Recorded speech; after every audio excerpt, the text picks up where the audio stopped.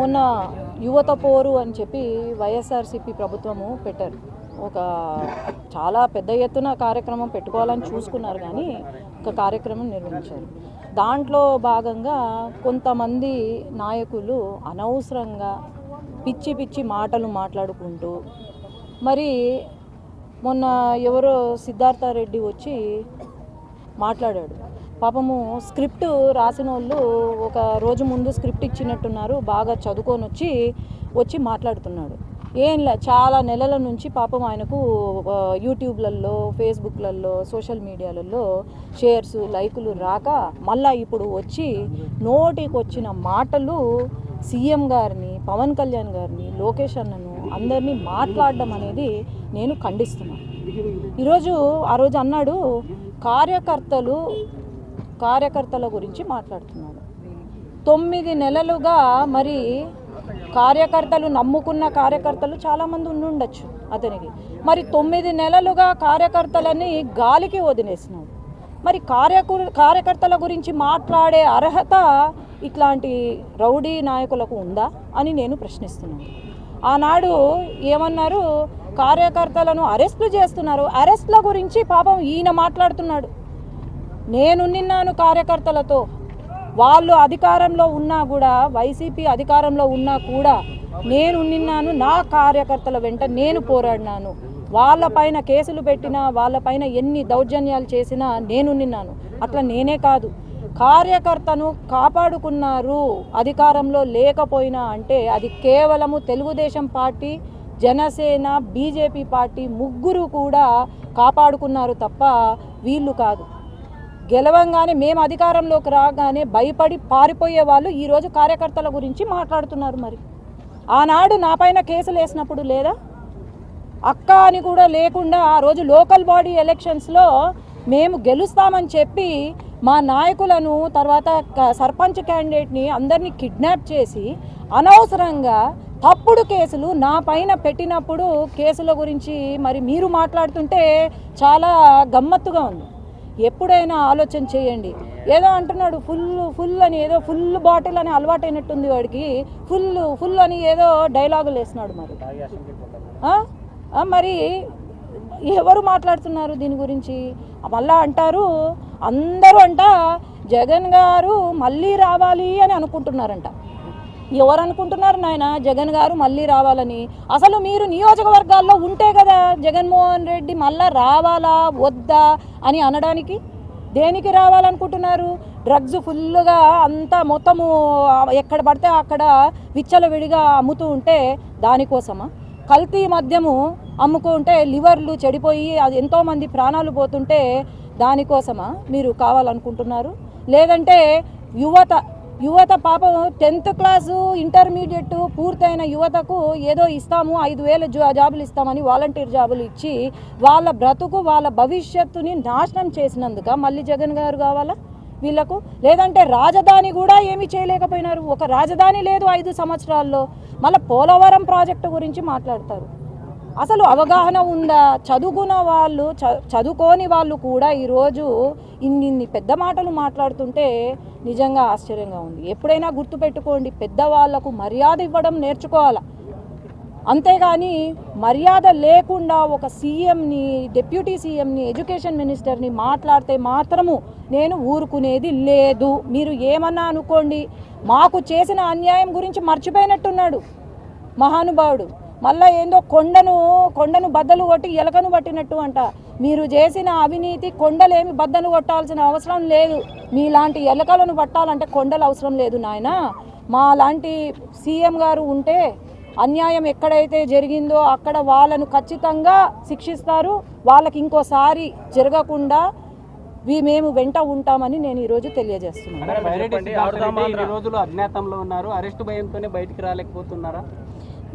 మీరు ఆడనే అడగాలి. నేను అదే అంటున్నాను, బాగా స్క్రిప్ట్ బాగా చదువుతాడు, బాగా చదివితే సినిమాలలో ట్రై చేస్తే సినిమా అవకాశాలు అయితే బాగా వస్తాయి. కానీ ఎందుకు రాజకీయాలు? ఎందుకు స్క్రిప్ట్ చదివే వాళ్లకు, సోషల్ మీడియాలో హల్చల్ చేసుకునే వాళ్లకు ఎందుకు రాజకీయాలు? 9 నెలలుగా ఎక్కడా లేని నాయకులు ఈరోజు సడన్గా ఒకరోజు వచ్చి మా నాయకుడు మాకు న్యాయం, కేసులు అంటుంటే ఇంకా ఏమనుకోవాలి వాళ్ళను? ఆలోచన చేయండి. ఆడుదాం ఆంధ్రకి 119 కోట్లు బడ్జెట్ కేటాయిస్తే టీడీపీ నాయకులు 300 కోట్లు 400 కోట్లు అవినీతి జరిగిందనేసి ఆరోపణలు చేస్తున్నారు. సిబిఐ ఎంక్వైరీ వేయండి అనేసి సిద్ధార్థ రెడ్డి కోరుతున్నారు. మీరేమంటారు? కాదన్నా, అవినీతి జరిగిందంటే ఖచ్చితంగా అది 1 కోటి రూపాయలు కావచ్చు, 10 కోట్లు కావచ్చు, 100 కోట్లు కావచ్చు, అవినీతి అవినీతే. అది ఖచ్చితంగా బయటికి వస్తుంది. ఆడేదో స్క్రిప్ట్ రాసుకొని 300 కోట్లు 200 కోట్లు అని మాట్లాడితే కాదు. అదే అంటున్నా, ఏదో పెద్ద కొండను తవ్వి ఎలకను కొట్టినట్టు అని ఏదో డైలాగ్ కొట్టినాడు కదా, ఆ ఎలకను కొండను తవ్వాల్సిన అవసరము లేదు. ఖచ్చితంగా ఎక్కడ ఏం జరిగిందో అవినీతి జరిగితే మాత్రము జరిగింది అని అంటున్నారు. ఖచ్చితంగా వాళ్ళకి శిక్ష అయితే ఉంటుంది. అంటే మీ నాయకులంతా అసెంబ్లీకి తాగి మాట్లాడుతున్నారని చెప్తున్నారు. ఎవరు తాగి అసలు అసెంబ్లీకి వీణ కనీసము నియోజకవర్గంలోకి రావట్లేదు. మరి అసెంబ్లీలో తాగుతున్నారు అని మాట్లాడతాడు. ఎవరు తాగుతున్నారు? వాళ్ళు గుట్కా ఆడ క్యాసినోలు నడిపినప్పుడు లేదా డ్రగ్స్ విపరీతంగా 5 సంవత్సరాల క్రితం విపరీతంగా స్కూల్ పిల్లలు కూడా డ్రగ్స్ తీసుకుంటూ ఉన్న ఇవి చూసాం మనము. అట్లాంటప్పుడు మరి తాగి అసెంబ్లీకి వెళ్తున్నారు అని అంటాడు. ఎట్లా అంటాడు తాగి అసెంబ్లీకి వెళ్తాడు అని? నేను చూపిస్తా ఎవరు తాగుతున్నారు, ఎక్కడ తాగుతున్నారు. మీ విజయవాడ కేంద్రము, విశాఖపట్నం కేంద్రము, లేదంటే హైదరాబాద్ కేంద్రాల్లో ఏమున్నాయి, అన్ని ఏమి కార్యక్రమాలు జరుగుతున్నాయి కూడా నేను చూపిస్తాను. సూపర్ 6 అమలు చేయలేకనే డైవర్షన్ పాలిటిక్స్ చేస్తున్నారు టీడీపీ అనేది మీ తమ్ముడి ఆరోపణ. ఏం డైవర్షన్ పాలిటిక్స్ అన్న నాకు అర్థం కావట్లేదు. అన్యాయం జరిగింది, ఇట్లా చేస్తున్నారు, దోచుకున్నారు అంటే వాళ్ళను ఐడెంటిఫై చేసి శిక్షించడము డైవర్షనా? ఈరోజు మళ్ళీ వీళ్ళు ఇదే మొదలు పెడతారు. ఇన్ని రోజులు మొదలు పెట్టినారు, ఇదే మొదలు పెడుతున్నారు. ఎవరు ఇక్కడ అల్టిమేట్గా సఫర్ అయ్యేది ఎవరు? మన మనుషులే కదా, ఇక్కడ ప్రజలే కదా సఫర్ అయ్యేది. మరి డైవర్షన్ పాలిటిక్స్ చేయాల్సిన అవసరం మాకు లేదు. సూపర్ 6 అమలు చేస్తున్నాము, 1 అమలు చేస్తున్నాము. వాళ్ళు చేసిన అప్పులు అంతా ఇంత కాదు. వెంటనే మనకు సూపర్ 6 అమలు కావడానికి మెజిషియన్స్ కాదు వెంటనే. కానీ అయినా కూడా ఇన్ని కష్టాలు వచ్చినా కూడా సీఎం గారు మనం సూపర్ 6 అమలు చేయాలని చెప్పి ముందుకు తీసుకెళ్తున్నారు అంటే దాన్ని అప్రిషియేట్ చేయాలి. కానీ నోటికి వచ్చింది ఎవరో డైలాగులు రాస్తే మాట్లాడడం కాదు. ఈరోజు ఒక కార్యకర్తకు అండగా ఉన్నారా చెప్పమను. అండగా ఉండుంటే మరి ఎందుకు లేరు? నియోజకవర్గాల్లో ఎందుకు లేరు? వీళ్ళు మాట్లాడుతున్నారా తాగుబోతుల గురించి, లేకపోతే తాగడము డ్రగ్స్ గురించి వీళ్ళు మాట్లాడితే ఏందన్నా? మరి సాధింపు చర్యలు చేపడుతున్నారు.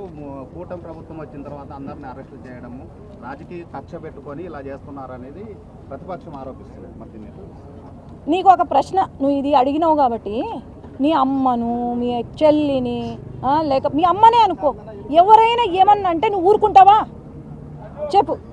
ఒకటే ప్రశ్న. తల్లికి పుట్టిన వ్యక్తిగతం కాదు, ఇది వ్యక్తిగతం కాదు, ఇక్కడ ఇది వ్యక్తిగతం కాదు. వాళ్ళు చేసినవి వాళ్ళు ఇప్పుడు బయటికి వస్తున్నాయి, ఒకటిగా బయటికి వస్తున్నాయి. కానీ వ్యక్తిగతం అని నేను చెప్పట్లేదు. ఈరోజు నా పైన కేసులు పెట్టినారు, నా తల్లి గురించి మాట్లాడినారు ఎన్నికల టైంలో. నా ఏమీ తెలియని వ్యక్తి, పాపం బయటికి కూడా అడుగు పెట్టని వ్యక్తి గురించి ఈరోజు ఆనాడు మాట్లాడినారు. నేను మర్చిపోతానా? ఎవడైనా మర్చిపోతాడా? తల్లి గురించి, చెల్లి గురించి, భార్య గురించి మాట్లాడితే మర్చిపోతారా? ఆయన అక్కడ జగన్మోహన్ రెడ్డి అనను, జగన్ గారు అక్కడ ఆయన తల్లి లేకపోతే చెల్లిని అంటున్నాడు. ఈడ కూడా అదే. ఆయన ఎట్లున్నారో ఇక్కడ నాయకులు కూడా అదే చేస్తున్నారు. విలువలు లేవు, మహిళల పైన విలువ, అసలు రెస్పెక్ట్ లేదు వీళ్ళకు. ఇది వ్యక్తిగతం కాదు. వాళ్ళు చేసిన పాపాలు వాళ్ళే, ఏమైతే వాళ్ళు చేశారో అది బయటికి వస్తుంది. స్కామ్స్ ద్వారా బయటకు వస్తున్నాయి. అట్లాంటి వాళ్ళు నేను ఎందుకు చెప్తున్నానంటే, మహిళల పైన గౌరవం లేని వాళ్ళు ఖచ్చితంగా ఇట్లాంటి పనులు చేస్తారు. అర్థమైందా? ఇట్లాంటి పనులు చేస్తారు కాబట్టే వాళ్ళు బయటికి పడుతున్నారు. అర్థమైందా? రమ్మను, నేను సిద్ధంగా ఉన్నా. తమ్ముడు అనద్దయ్యా, నేను అదే చెప్తున్నాను. బైరెడ్డి వంశాన్ని కాపాడిందంటే ఈరోజు బైరెడ్డి శబరి, బైరెడ్డి సిద్ధార్థ కాదు. వాడికి ఎక్కడి నుంచి వచ్చిందండి బైరెడ్డి పేరు? బైరెడ్డి రాజశేఖర్ రెడ్డి ద్వారా పేరు తెచ్చుకున్నాడు. అంతేగాని బైరెడ్డి సిద్ధార్థ రెడ్డి అని అనద్దండి. ఎక్కడ కూడా బైరెడ్డి అనద్దండి. అది నా సొంత పేరు, నా ఇంటి పేరు. వాడికి ఒక పేరుంది, సిద్ధార్థ రెడ్డి అని ఒక పేరుంది. వీలైతే బైరెడ్డి సిద్ధార్థ రెడ్డో అని అనండి. అంతేగాని బైరెడ్డి బైరెడ్డి అంటే అది నన్ను అన్నట్టు, నా ఫ్యామిలీని, నా కుటుంబాన్ని అన్నట్టు అవుతుంది. ఎవరండి వాళ్ళు? ఏం న్యాయం చేశారు ఈరోజు? ఏం మీ మంచి చేసినారు చెప్పండి, ఒక్క మంచి పని చూపించండి నాకు. లేదు కదా మరి. బైరెడ్డి సిద్ధార్థ రెడ్డి అని డైరెక్ట్ పేరు ఆయనే పెట్టుకుని బ్యానర్స్ కానీ లేకపోతే ఎక్కడ రాసిన అధికారికంగా నేను అదే చెప్తున్నా, నువ్వు ఏమన్నా పెట్టుకో, ఇంటి పేరు ఏం పోదు, కానీ వాళ్ళకు కూడా ఒక పేరుంది కదా, సిద్ధార్థారెడ్డి అని పేరుంది కదా. ఎందుకు ప్రతిసారి బైరెడ్డి బైరెడ్డి అని వేస్తారు? బైరెడ్డి అంటే ఇంటి పేరు. మీరు ఒక ఇంటి పేరుని వాడుతున్నారంటే అది మొత్తం ఇల్లు మా ఇంటిని అన్నట్టు, అర్థమైందా? అది పేరుంది. ఇప్పుడు ఈరోజు బైరెడ్డి అంటే ఏ బైరెడ్డి? నేనున్నాను కదా, ఒక ఎంపీగా నేనున్నా. Byreddy Shabari is MP of Nandyal. whom are you targeting if you say Byreddy in the media? అది